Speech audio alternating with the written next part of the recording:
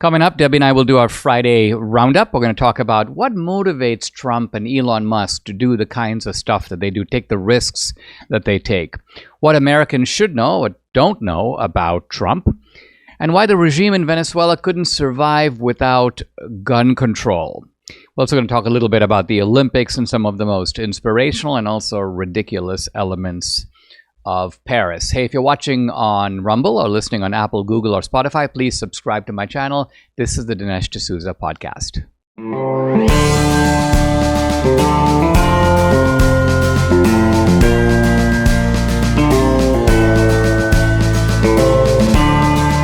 America needs this voice. The times are crazy. In a time of confusion, division, and lies, we need a brave voice of reason, understanding, and truth. This is the Dinesh D'Souza podcast.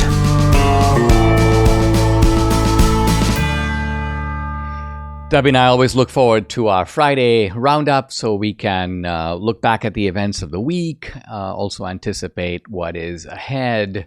We haven't had a chance to talk together about the aftermath of the Olympics. And this was something that we didn't really get into in the beginning, but as it gained momentum and it began to focus away from the gymnastics and the swimming more toward the track and field, we became sort of regular watchers of it. What stood out to you as you look back on the Olympics? Well, I think really my favorite race of all time. I think I know what you're going to say. Yes. So Cole Hawker, 1,500 meters. Oh my! Comes from nowhere. Oh my goodness! And I mean, the reason you and I laughed so hard is also his own dad spontaneously his goes, reaction. "What the F?" I mean, the guy, which made me laugh so loud because I'm thinking to myself, this is not a guy who evidently expected his son to do that well. And suddenly he was like, I mean, he was delighted, but he was incredulous. He could hardly believe it. Yeah. I think they were shocked. And I think, to be fair, I think even Cole was a little shocked. He was.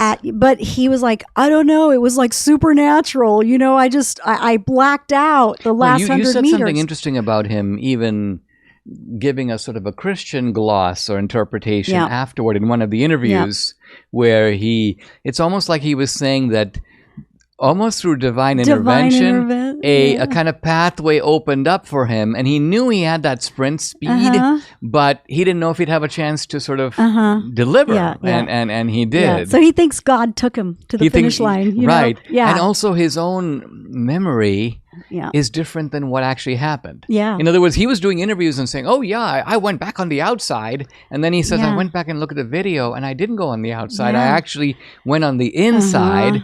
So he did blank out. Yeah, he said he blacked out the last 100 meters, which is crazy. How do you run like that? You know, but I think it was pure adrenaline. And I think he also said, you know, that he knew that someday he could do it.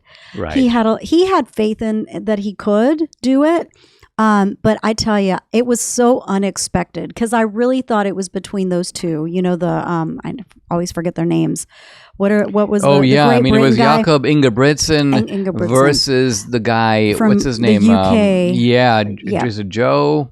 Yeah, I can't remember his name, but anyway, that guy, Joe Kerr. Oh, Kerr. And Kerr was the world. I think he was the world champion from the World Championships, and Ingebrigtsen was the Olympic champion. Yes. And this was a kind of a moral lesson here because the two of them were sort of trash talking. Yes. One was like, "I'm better than you," and the other, "No, I'm better than you." And all the attention, even the media attention, built those two up. And then Cole Hawker comes out. It's like, well, what are you doing over here? You know? No, it was crazy because we were watching those two, you know, and then all of a sudden he comes out of nowhere. I was like, what's going on? Now, interestingly, there was also some kind of touching vindication because even Ingebrigtsen, you know, who kind of got his comeuppance in the 1,500, but guess what? He came back in the 5,000 meters and he won. Yeah. And similarly, Femke Bol, who had been upstaged by Sydney McLaughlin, Levroni in the 400-meter hurdles, she came back in a couple of the relays and just like exploded out of nowhere and showed the kind of speed Yeah. that makes her a threat. Yeah. No, it was great. I mean, I really enjoyed the Olympics. The last few days of the Olympics were great. The running, even the gymnastics, as you know, I did gymnastics. Love watching it. But one of the things that I noticed, and in fact, we talked about this when we had dinner with Myra on Monday, after the podcast, because all we saw were Kamala Harris commercials. Oh, right. I was like, where is the GOP? Where are the Trump commercials? Why isn't there a Trump PAC putting on a commercial? And Myra claims that they said that conservatives don't watch the Olympics. And she's like, I watch the Olympics and we watch the Olympics. So it's like, well, I mean, undecided voters watch the Olympics. Exactly. So I have no idea why they missed the boat there. Hey, here's a thing that we haven't talked about that I thought interesting. We didn't see a single case of anyone like taking a knee for the national anthem. The athletes were consistently patriotic. And this was, of course, especially true of the ones that we know are conservatives, and there were quite a few of those. But, I even saw Brittany Griner. This was the woman who had been incarcerated in Russia. And not only was she putting her hand on her chest, she was actually weeping, which was a real transformation. Now, that hasn't gotten a lot of comment, but I was like, that's interesting because it is a change of heart. Now, as far as I know, she hasn't commented on it, and the commentators didn't comment on it. But there it is. That was her spontaneous and unrehearsed reaction. So pretty interesting from the Olympics. Yeah, no, I think for the most part, I think most of the athletes were very patriotic. I mean, really, how can you not be when you're representing the very country that puts you there? That's my point. Is it was an anomaly where, by and large, people come from other countries. They're all proud of their countries. They all stand for their country's anthem, and then you've got these U.S. athletes who are all taking a knee and sort of dissing the country that sent them. So it looks like, but I didn't see that. Yeah, we didn't see that this time around at all. Yep. So, and the reason we're talking about this stuff is for a couple of reasons. I mean, one is it comes every 4 years, so it's not a common event. It's not going to occur again. We want to try to go when it comes to LA, but good luck getting tickets, right? Well, I don't know how you do. We'll have to try to navigate our way. If anyone knows how, let us know. Well, we'll try. We'll figure it out by that time. But let's talk about. Well, the conversation you had with Myra was really interesting, and we also had a really nice dinner with Myra Monday night, where we're able to catch up on her life, but also on things going on in the Valley. And she is just a really wondererful person, I think.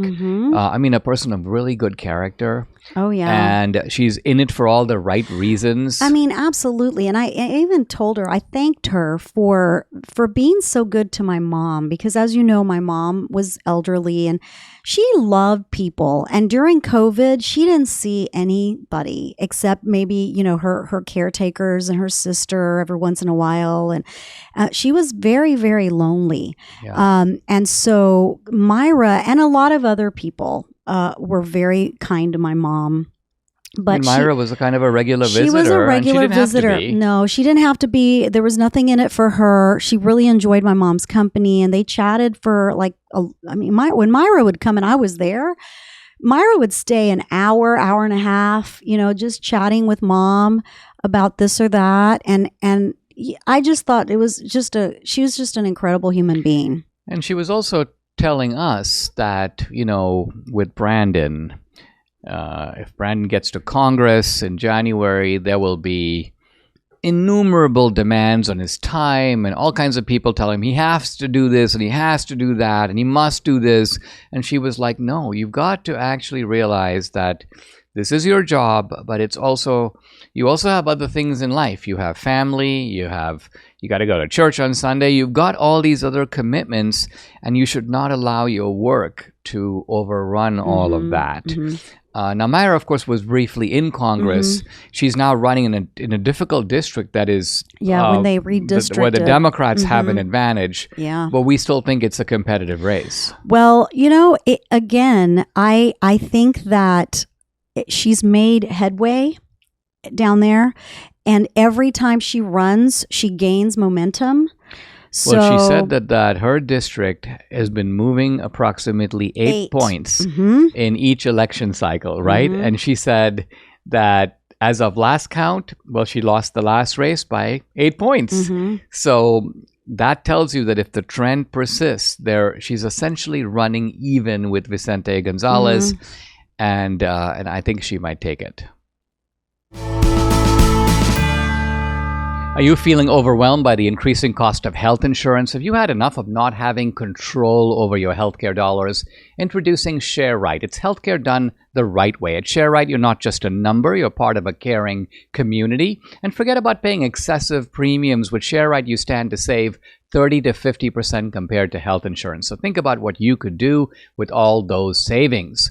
But it's more than just savings. ShareRight ensures you have access to the care you deserve precisely when you need it, from routine checkups to unexpected emergencies. With ShareRight, your healthcare is their top priority. Empower yourself today. Take control of your healthcare costs. Visit shareright.org/Dinesh. Learn more. See how much you can save. Visit shareright.org/Dinesh. Again, it's shareright.org/Dinesh for healthcare done the right way. You asked and MyPillow listened. They're finally bringing you the most requested offer ever. Right now, you can get the queen size premium MyPillow for only $19.98. Wow. MyPillow is made with patented adjustable fill. It adjusts to your exact individual needs. Regardless of your sleep position, it helps keep your neck aligned and holds its shape all night long, so you get the best sleep of your life. But that's not all. Get their 6-piece kitchen or bath towel sets, just $25. The brand new mattress topper as low as $69.98. The famous MyPillow bed sheets for as low as $25, and so much more.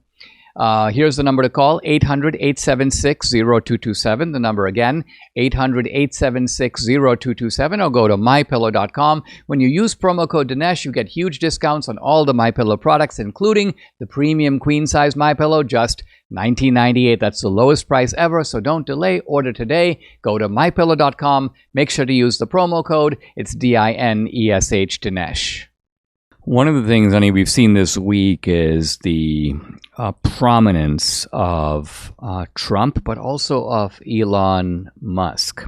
There was, of course, the remarkable Spaces conversation the two of them had, and that has gotten just an astronomical number of views. I mean, it's gotten more views than there are people in the United States, which means that a lot of people in the world sort of eavesdropped in, if you will, for that conversation. And I think it's very good of Trump to do these unrehearsed things, because you see dimensions of the man that you don't see in his other sort of prepared formats. Because one of his formats is his posts on Truth Social. His other format is the rally. His third format is the media interview, and he's done interviews with Fox and with others. So you've seen Trump in those modes. But sort of when he, you can say, takes his jacket off and goes in a kind of a freestyle, it's very illuminating, because you notice that the guy speaks with authority on topics that you had no idea that he was even interested in.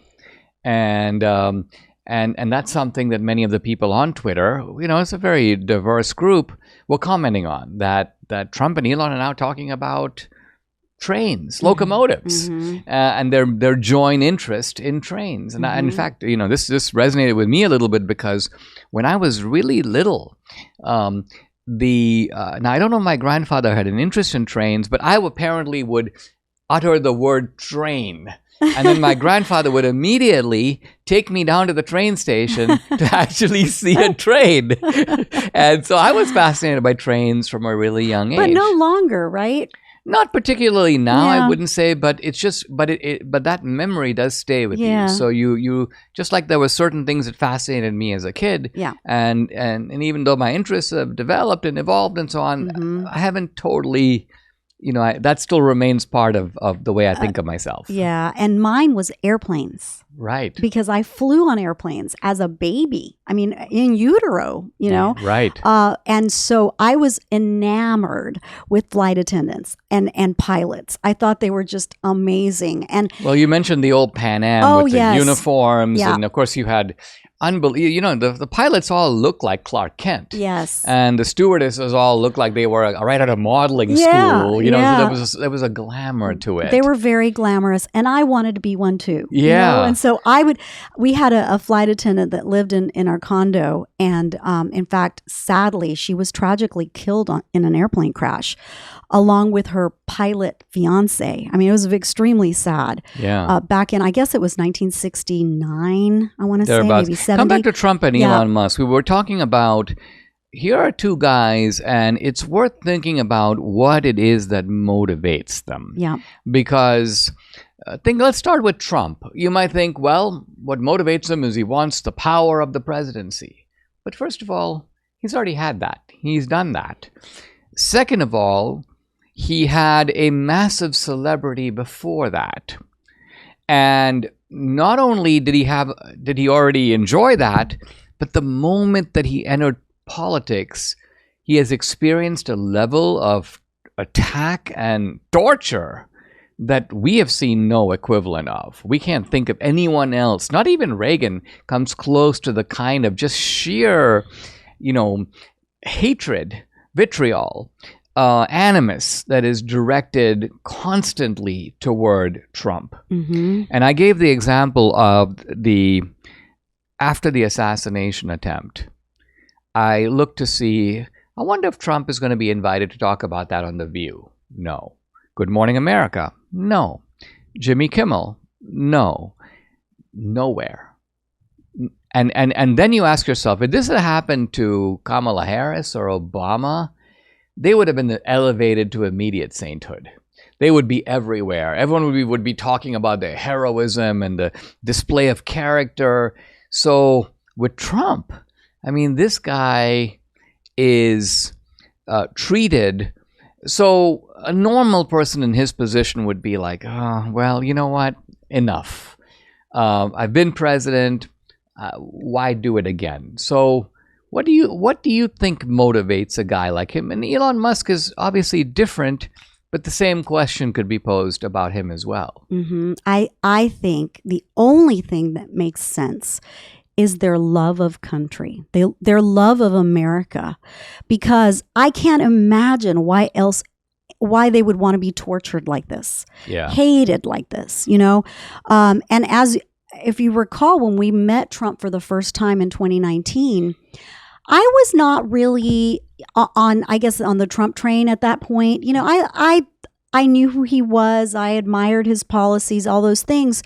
But when I saw the real person, I was like, they're attacking this man who has a family. He's a grandfather. He's a father. He's a grandfather. He's a human being. And they're attacking him in a very unfair way because he doesn't need to be doing this. He can be enjoying his money and his family. He doesn't need to be tortured like this. The other thing is we saw that, and this I think came as a surprise, that Trump is actually kind of an unassuming fellow. Yeah. And you don't expect that because he, in public display, puts on that he is the world's biggest egotist, Mm-hmm. And it is true. He loves praise. He loves people to say he's the greatest president. He leaves voicemails for us where he says, it's your favorite president calling, so that's Trump. At the same time, you realize that he even knows it's a bit of a shtick. And I think that is what people don't see about him, that a lot of the things he does, even some of the way he attacks other people, is a shtick. And the reason it is he gets over it like instantly. Yeah. He's a very funny person too. In the new movie, that's going to become quite clear. Yeah, it's going to come out. But he really, and part of me wants to think Like, why else would he be doing this if it wasn't for love of country? He knows that there is and I've been talking about this for years, but now he's talking about it, how we can become Venezuela if we're not careful. If we elect Democrats, to every office between now and, in 20 years, we will lose our country. That's what happened there. And it will happen here. We're not immune. Just because we're bigger than Venezuela doesn't mean that we're not going to go down that same path. Look how telling it is in Venezuela. They had a fraudulent election. Everyone admits it was fraudulent. Yep. And yet, Maduro seems to be relatively secure in his power. Mm-hmm. No one inside the country can push him out. He has rigged the court. He has got foreign support. And the Electoral Commission. The Electoral Commission. And that's why you were rolling your eyes when he's like, I'm going to have the Supreme Court and the Electoral Commission look into these charges to see if there was any fraud in the election. And you're like, yeah, this would be similar to Stalin, saying, oh, well, I'm going to have the Communist Party of Russia investigate this question of due process. Exactly. Once the system is sufficiently rigged. Yeah, there's no going back. You can only overthrow it you from the outside. You really can't. The outside, yes. And no, there's no other way. There is no other way. There really isn't. It's very sad. But on that line, Elon Musk tweeted out the other day, this is what happens, the taking away your guns. This is what happens when you have a dictatorship in Venezuela, right? And a lot of people thought he was talking about Maduro, but Hugo Chavez did this in 2012 under a program called Desarma la Violencia, Disarm the Violence. So it was under the guise of helping fight crime, right? So he thought that too many people had guns. Private ownership of guns became, at first, it was voluntary. I think Kamala Harris had something similar. Like didn't turn she? in your guns. Turn in your guns, right? And at first it was voluntary until it wasn't. And the reason they don't want citizens to have guns, why do you think? You become exactly you're essentially completely vulnerable. Exactly. In the face of the crushing power of the state. Big election year this year, big movie coming out, and if you'd like to support my work, here's the best way. Check out and consider becoming a subscriber to my Locals channel. I post a lot of exclusive content there, including content that's censored on other social media platforms. On Locals, you get Dinesh Unchained, Dinesh Uncensored. You can also interact with me directly. I do a live weekly Q&A every Tuesday. No topic is off limits. I've also uploaded some cool films. I've got a Dinesh's movie page on Locals. 2000 Mules is up there.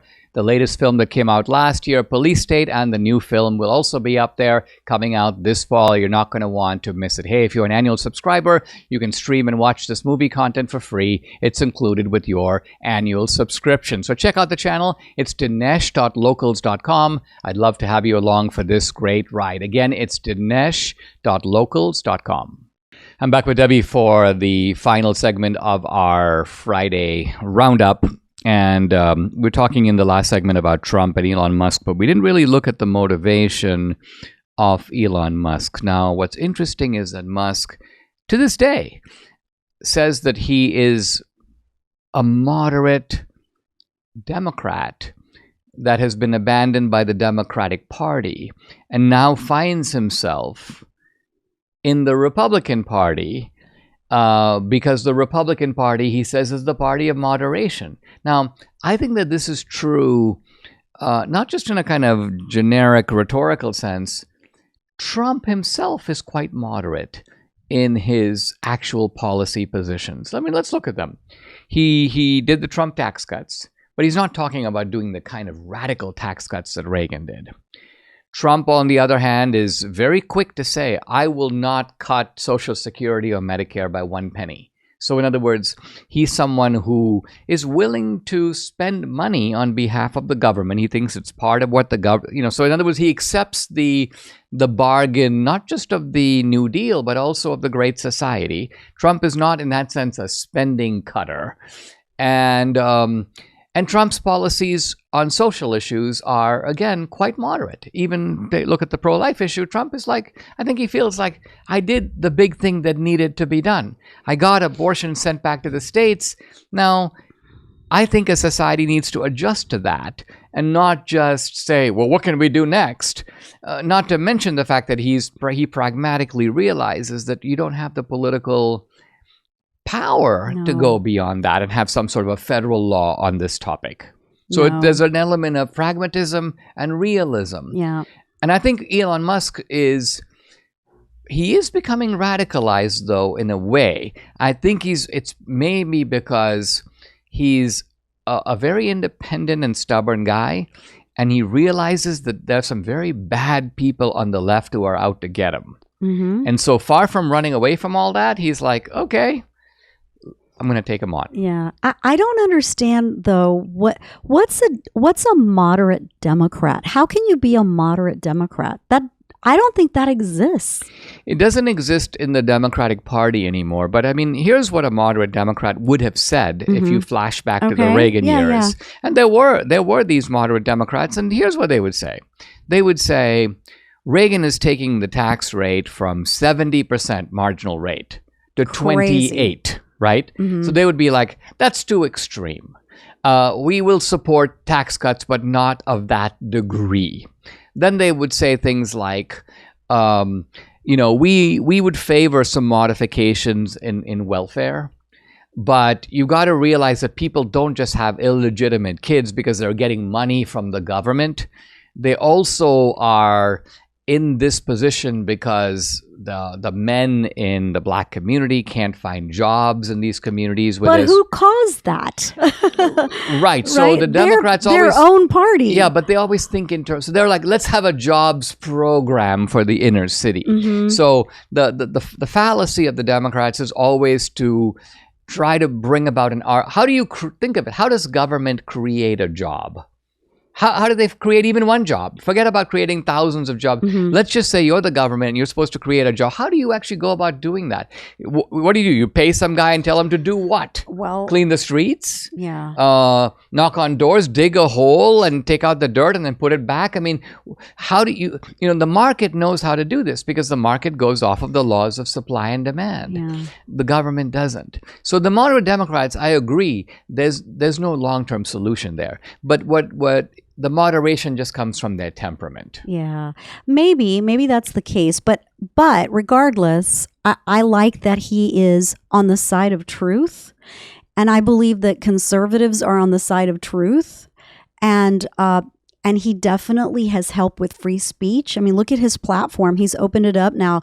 That being said, I'm still shadow banned on Twitter. You are horribly banned on Twitter. I am. Debbie has been at like 97,000 followers for what, 2 years? Oh, so even 4 longer. years almost. Yeah. 3.5 years, I guess. And even if I share your content, you don't get more followers. It doesn't matter. So I can't something's wrong. You're being lassoed in by some sort of algorithm that needs to be dismantled. Yeah. But beside that, I think he has done a lot of really good things for Twitter and just for free speech in general and just having the conversation, right? Well, I think he's gone much further than that. He started out that way.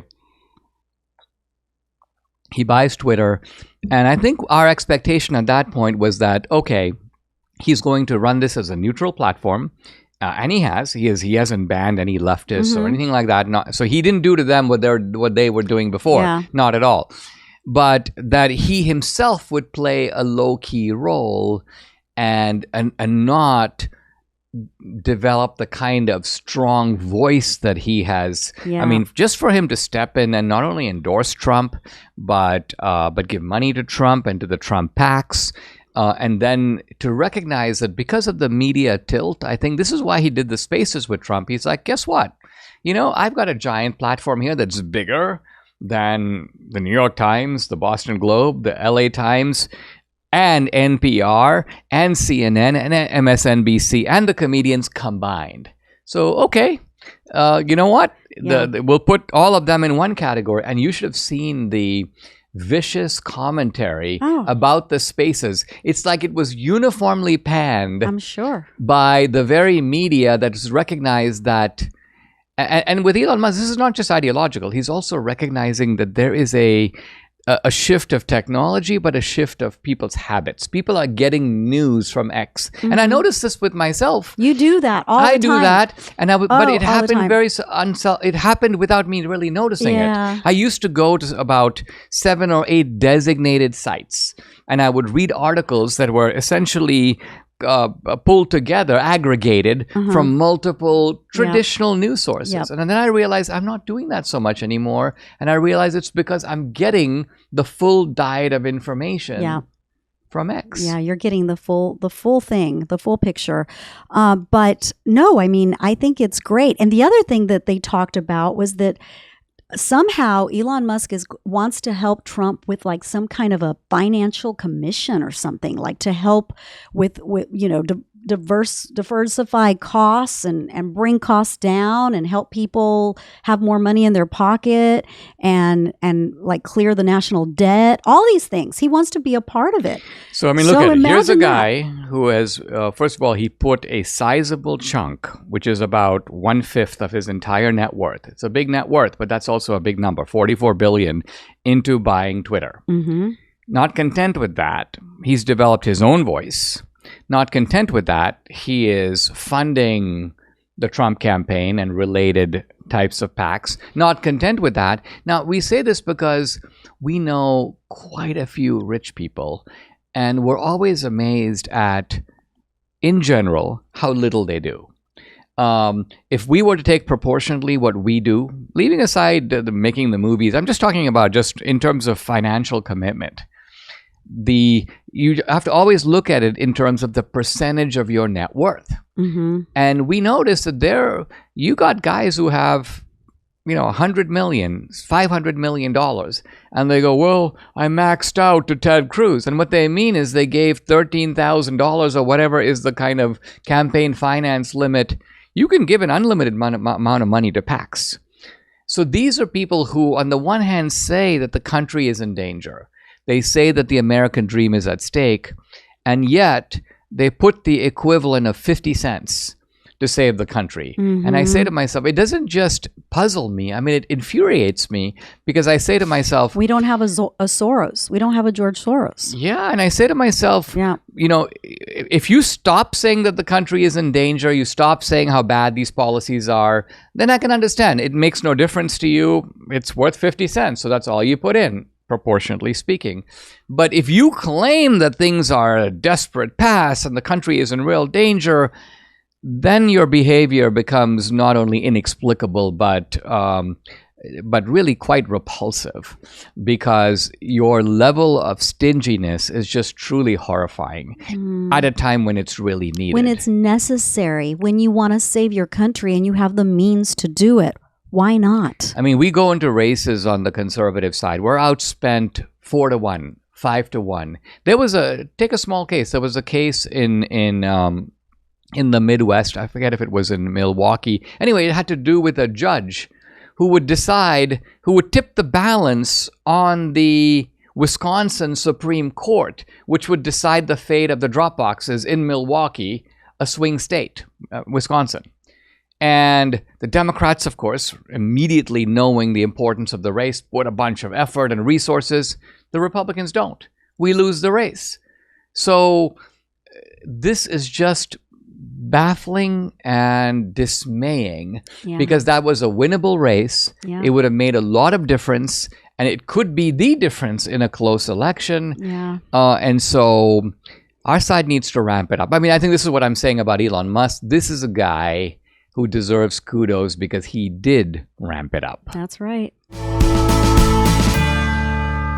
I'm in Chapter 7 of Booker T. Washington's Up From Slavery. He is just beginning with setting up the Tuskegee Institute and in Alabama. And he says that he found a dilapidated shanty near the Colored Methodist Church. So there's a Methodist church. It's in times of segregation, so it's an all-black church. And he says he picked that site to start the school. He says both the church and shanty were in about as bad a condition as was possible. He says that it was the The place was in such disrepair that when it rained, he says, one of the older students would leave his lessons and hold an umbrella over me while I heard the recitations of others. So he's taking lessons. People are telling him what they know, and a student has to hold an umbrella over his head. The other students, of course, are just in the rain. And then he says, I also remember that on more than one occasion, my landlady held an umbrella over me as I ate breakfast. So this is starting things from the very basics. And he says also, at the time I went to Alabama, the colored people there were taking a considerable interest in politics. And here again, Booker T. Washington goes into one of his somewhat folksy and amusing anecdotes, but one that we have to pay careful attention to because of what it says and also what it doesn't say. He says, on several occasions, people came up to me and said, with a good deal of earnestness, now I'm going to quote from Booker T. He goes, these are the black people talking to Booker T. Washington. We wants you to be sure to vote yes like we votes. We can't read the newspapers very much, but we know how to vote, and we want you to vote just like we vote. And so Booker T. Washington is a little curious, and he's like, well, sort of how do you decide who to vote for? He doesn't say this, but all of this is conveyed with his expression. And this is what the black people around him reply.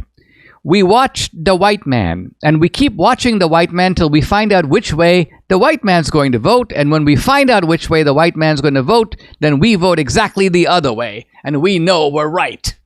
Now, this is intended as a little bit of wry comedy on the part of Booker T. Washington, but in fact, the blacks who are thinking and talking this way are actually pretty smart. Why?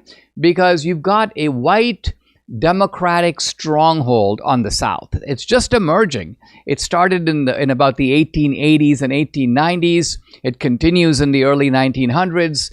And so these are the people who don't wish blacks well. And so blacks are right to say, hey, listen, if those guys are all voting for the Democrats, we better vote for the Republicans. And Booker T. Washington actually agrees. He's a Republican. And yet, even though he's a Republican, he sees a little bit of a problem here. He foresees that there's a problem when all the whites vote one way and all the blacks vote another way. He doesn't think that that's a healthy long-term way for the South or for the country. So look how far-sighted he is. Look how prescient he is. And this is what he says. I am glad to add, however, that at the present time, the disposition to vote against the white man merely because he is white is largely disappearing, and the race is learning to vote from principle for what the voter considers to be for the best interests of both races. So Booker T is saying that in the end, we would like to have a race-neutral democracy. We'd like to have whites and blacks, and we recognize that we're kind of all in it together. Now, this is not the situation in the South at this time, and Booker T knows this. But he also knows that there's always a balance to be struck between the way things are and the way things ought to be. You have to realistically live in the world as it is, but you also want to be constantly moving toward the world as it ought to be, making the world, if you will, better. And in that better world, both blacks and whites would say, hey, not just what's good for me, but what's good for all of us, what's good for the country. By the way, it's very interesting to know that today we are finding that the Democratic stronghold, not on the whites, but on the blacks, is breaking. More and more blacks are now voting Republican. They're voting for Trump. This is happening in droves in the Hispanic community. So it's almost as if it's taken us over 100 years, but we are coming a little closer to Booker T. Washington's idea, which is that whites and blacks decide for themselves which party to vote for and don't vote just out of racial animus in one direction or the other. Now, here's the world of Tuskegee in the 1880s. And part of what I like about this book is it very vividly portrays through telling details what life must have been like at this time. He says, I reached Tuskegee early in June 1881.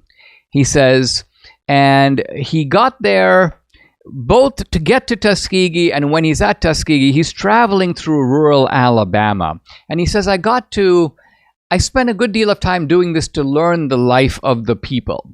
He says, the most of my traveling was done over country roads with a mule and a cart, or a mule and a buggy wagon. I ate and slept with the people in their little cabins. He says, very often people told Booker T, come stay with us, but they didn't have a bed. So they would put him on the ground, or they would stick him in a bed with some other guy. And again, this is not some kind of, that people tell, well, obviously there's something going on, nonsense. This was a case where things were scarce. People are very poor.